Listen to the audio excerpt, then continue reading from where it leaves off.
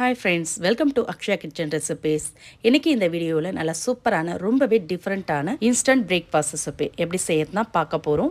வீட்டில் இட்லி தோசைக்கு மாவில்லாத சமயங்களில் சட்டுன்னு 10 நிமிஷத்தில் செய்யக்கூடிய ஈஸியான இந்த டிஃபனை நீங்கள் நைட்டு டின்னருக்கும் செஞ்சு தரலாம், காலையில் பிரேக்ஃபாஸ்ட்டாகவும் செஞ்சு தரலாம்.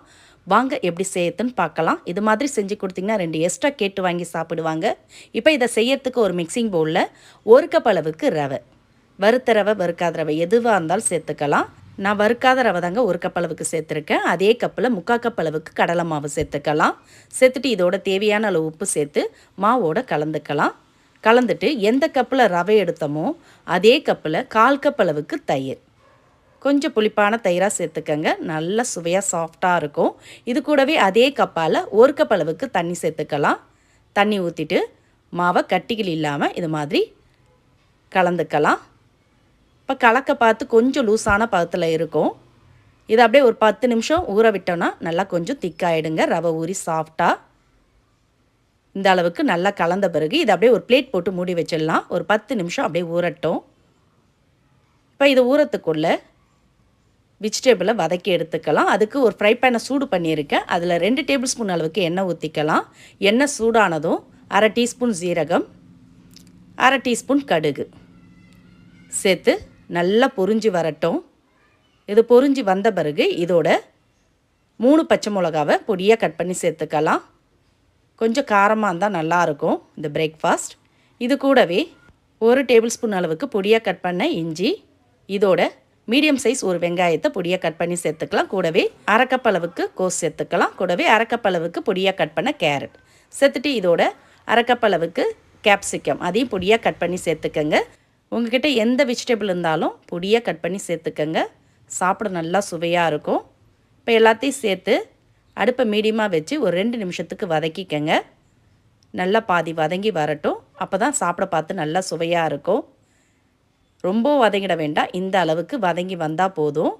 இப்போ அடுப்பை ஆஃப் பண்ணிவிட்டு இதோட பொடியாக கட் பண்ண கொத்தமல்லி இலைகள் கொஞ்சம் தூவி கலந்துட்டு இறக்கி ஆற விட்டுடலாம். இது லைட்டாக ஆறட்டும். ஆறின பிறகு நம்ம மாவோடு சேர்த்து கலந்துக்கலாம். அப்படியே ஆற விட்டுடலாங்க. இப்போ நம்ம மூடி வச்ச மாவை திறந்து பார்த்துக்கலாம். ஒரு 10 நிமிஷத்துக்கு மேலேயே ஊறி நல்லா திக்காக இருக்குது பாருங்கள். நம்ம லூஸான பதத்தில் கலந்து வச்சோம். ரவை தண்ணி எல்லாத்தையும் உறிஞ்சி நல்லா திக்காக கொஞ்சம் சாஃப்டாகவும் ஆகிருக்கு. இப்போ இதோட நம்ம வதக்கி ஆற வச்ச வெஜிடபிள் எல்லாத்தையும் சேர்த்துக்கலாம். சேர்த்துட்டு மாவோடு நல்லா கலந்து விட்டுக்கங்க. மாவில் நல்லா அடி வரைக்கும் பரவுற மாதிரி நல்லா கலந்துக்கங்க. மாவு கொஞ்சம் திக்கான பதத்தில் இருக்குது. இப்போ கொஞ்சம் தண்ணி சேர்த்துக்கலாம். ரொம்ப அதிகமாக தண்ணி சேர்த்துற வேண்டாம்.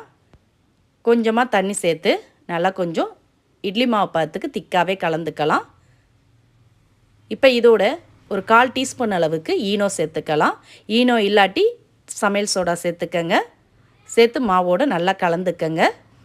மாவு கரெக்டாக இந்த பதத்தில் தான் இருக்கணும். ரொம்ப தண்ணியாகவும் ரொம்ப திக்காகவும் இருக்கக்கூடாது.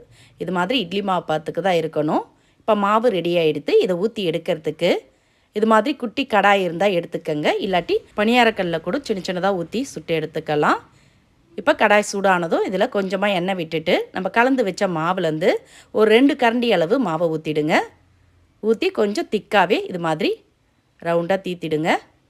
இப்போ அதை அப்படியே மூடி மீடியம் ஃப்ளேமில் வச்சு ஒரு 30 செகண்ட் வேக விடுங்க. ஒரு சைடு வெந்த பிறகு திருப்பி போட்டுக்கலாம். இது மாதிரி மூடி வைக்கிறதுனால சீக்கிரமாகவே மேலே வெந்துடும். திருப்பி போடவும் ஈஸியாக இருக்கும். பாருங்கள், ஒரு சைடு பொன்னிறமாக செவந்ததும் திருப்பி போட்டு இன்னொரு சைடு கொஞ்சமாக எண்ணெய் விடுங்க. எண்ணெய் விட்டு ஒரு சைடு வெந்த பிறகு எடுத்துடலாம். பாருங்கள், நல்லா செவந்து நல்லா சூப்பராக இருக்குது. மேலே கிறிஸ்பியாக உள்ள பஞ்சு மாதிரி சாஃப்டான வெஜிடேபிள் பன் தோசை ரெடி. இது கூட உங்களுக்கு விருப்பப்பட்ட சைடிஷ் தேங்காய் சட்னி, கார சட்னி எதுவாக இருந்தாலும் தொட்டு சாப்பிட்டு பாருங்கள்.